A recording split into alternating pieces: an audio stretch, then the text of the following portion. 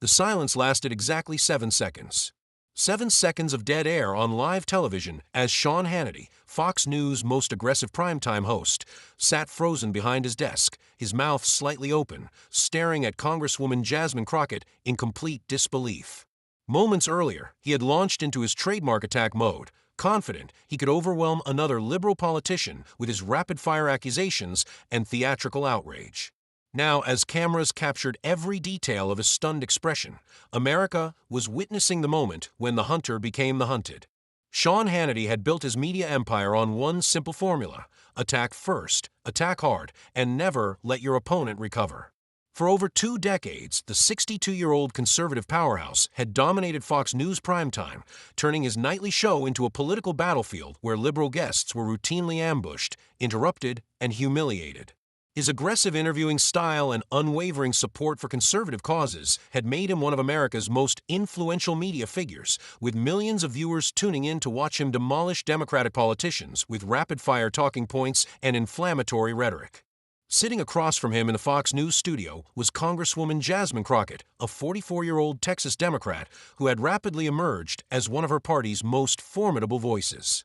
Unlike the typical politicians who wilted under Hannity's assault, Crockett brought a unique combination of legal precision and unshakable calm to every confrontation. As a former civil rights attorney turned fearless legislator, she had spent her career facing down powerful opponents who tried to intimidate her into silence. Her recent viral moments dismantling Republican colleagues in congressional hearings had caught the attention of Democratic leadership and conservative media alike. Tonight's appearance on Hannity's show was supposed to be another routine takedown of a liberal politician. Instead, it would become the moment that exposed the fundamental weakness beneath Hannity's carefully constructed persona of invincibility. The trap was set from the opening moments. Hannity began the segment with his typical theatrical flourish, his voice dripping with manufactured outrage as he addressed his audience of millions. Ladies and gentlemen, we're joined tonight by Congresswoman Jasmine Crockett, a radical leftist who has spent her time in Congress not serving the people of Texas, but chasing headlines with her political theater and baseless attacks on conservative Americans. The studio audience, packed with carefully selected Hannity supporters, murmured their approval. Crockett sat perfectly still, her expression calm and composed, watching as Hannity built his opening attack. Congresswoman, you've wasted taxpayer money on investigation after investigation, targeting patriotic Americans simply because they disagree with your socialist agenda. When are you going to stop the political theater and actually do something for your constituents? The question was designed to put Crockett immediately on the defensive, forcing her to justify her record while Hannity prepared his follow-up attacks.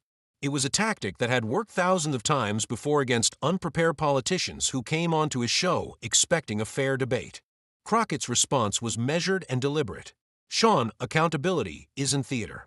When public officials violate their oaths of office or waste taxpayer dollars, investigating those violations is exactly what Congress is supposed to do.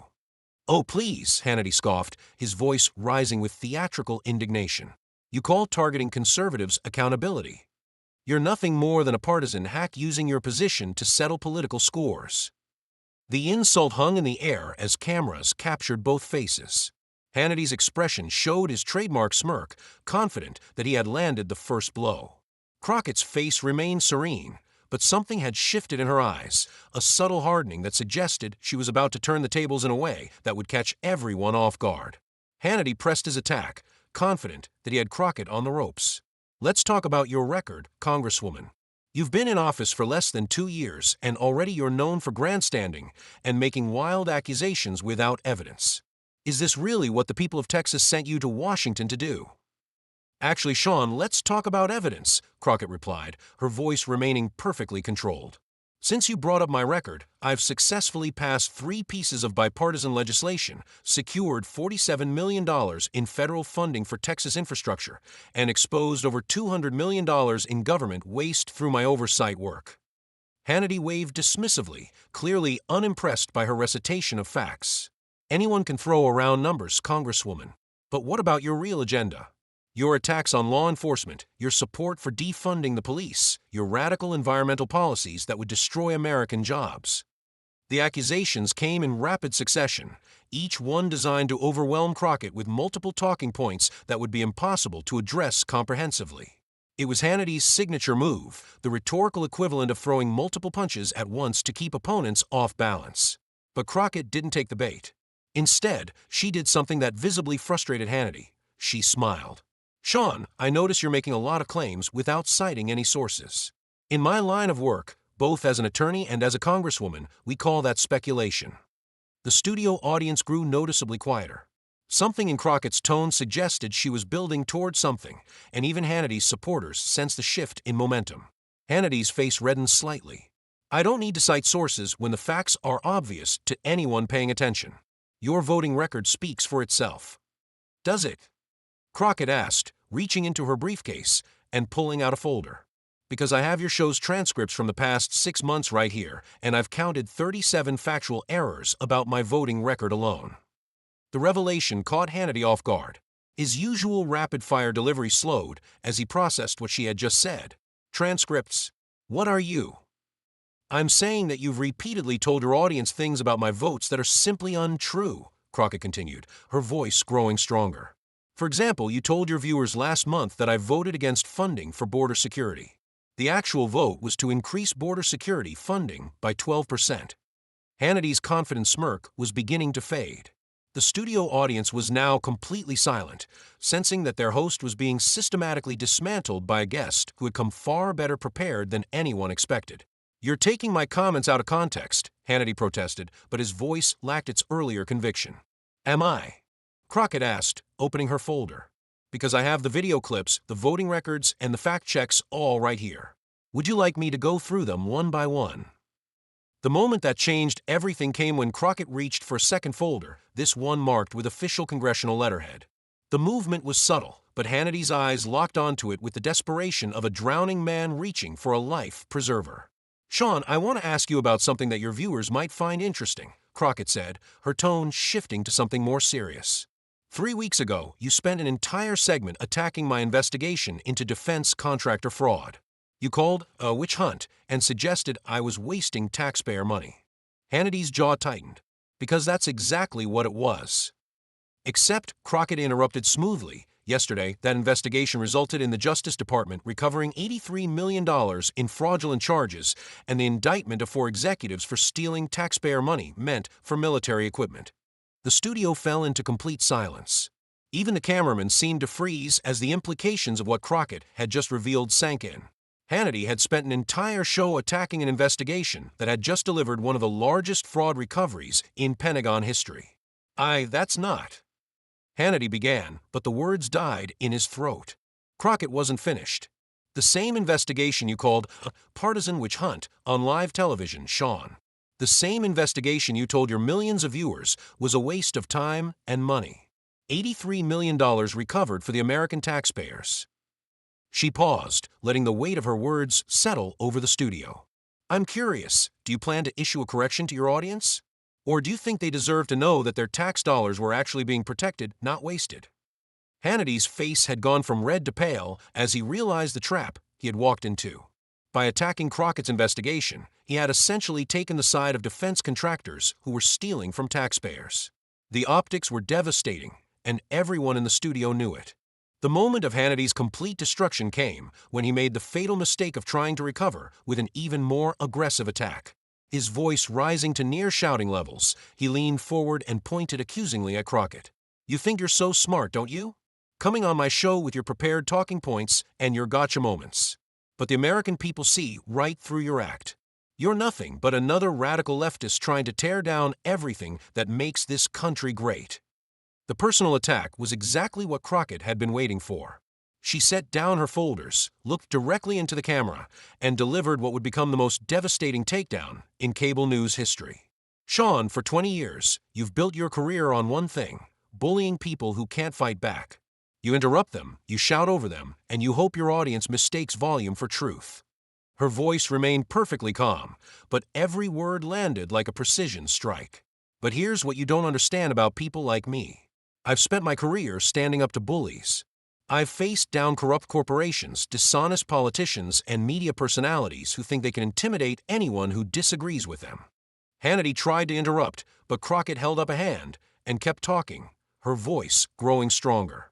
Tonight, your audience has watched you repeatedly lie about my record, attack investigations that protect taxpayers, and resort to personal insults when facts don't support your narrative. And they've watched me respond with documentation, evidence, and truth. She picked up her folders again. I have 2 more investigations that will be announced next week. One involves media personalities who have been paid by foreign governments to spread misinformation to American audiences.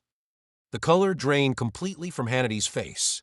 The implication was clear, and his panic was visible to everyone watching. The other involves tax fraud by public figures who have been hiding income while claiming to be champions of fiscal responsibility. Hannity's hands were visibly shaking now.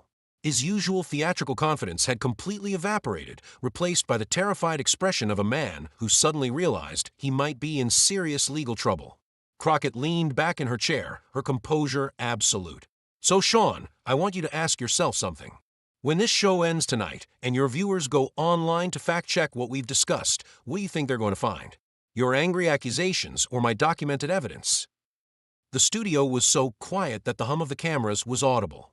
Hannity opened his mouth to respond, but no words came. For the first time in his career, the man who had made millions by never letting opponents finish a sentence found himself completely speechless. The silence stretched on, becoming more devastating with each passing second. Finally, Crockett spoke again, her voice soft but clear. The truth doesn't need to shout, Sean. It just needs to be heard. Within seconds of the exchange ending, social media exploded. The hashtag Crockett Destroys began trending immediately, followed by hashtag Hannity Meltdown and hashtag Silence by Facts. Video clips of the confrontation were shared millions of times across every platform, with particular focus on the 7-second silence that had left Hannity speechless on live television. News outlets across the political spectrum scrambled to cover the story. Even conservative commentators struggled to defend Hannity's performance, with several noting that he had appeared unprepared and out of his depth against Crockett's methodical approach. Liberal commentators hailed the moment as a masterclass in how to handle hostile media interviews. The Fox News control room erupted in chaos as producers frantically tried to figure out how to handle the fallout. The show ended abruptly, with Hannity managing only a weak closing statement about continuing the conversation another time, a promise that many viewers doubted he would keep. Within hours, Crockett's congressional office was flooded with interview requests from major networks. Democratic leadership praised her performance, with House Speaker calling it a clinic in how to defend democratic values with facts and dignity. Several Republican colleagues privately admitted that they had watched the exchange with a mixture of horror and admiration. The impact extended beyond politics into popular culture, with late-night comedians dedicating entire segments to Hannity's stunned silence and Crockett's surgical dismantling of his arguments. The moment became an instant case study in political communication, taught in journalism schools and political science programs as an example of how preparation and composure could overcome aggression and theatrics. In the hours and days that followed, political analysts would debate what had made Crockett's performance so devastating. Some pointed to her legal background and courtroom experience. Others emphasized her meticulous preparation and fact-based approach. But the real secret was simpler and more profound. She had refused to play by rules that were designed to make her lose. For 2 decades, Hannity had dominated cable news by creating an environment where truth mattered less than volume, where interruption was more powerful than information, and where guests were expected to be victims rather than equals. Crockett had shattered that entire framework by bringing something Hannity couldn't counter: unshakable calm backed by undeniable facts. As she said in the interviews that followed, democracy doesn't die in darkness. It dies when we stop demanding truth from those who claim to inform us. Tonight, we reminded everyone that facts don't care about your feelings, your ratings, or your political agenda. They just are. The confrontation would be remembered as a turning point in American political media, the moment when a new generation of leaders proved they wouldn't be intimidated by the old guard's tactics. It showed that courage, preparation, and integrity could still triumph over bluster and bullying, even in an era when truth seemed increasingly negotiable. Most importantly, it demonstrated that the most powerful weapon in politics isn't anger or outrage. It's simply being right and being able to prove it when it matters most.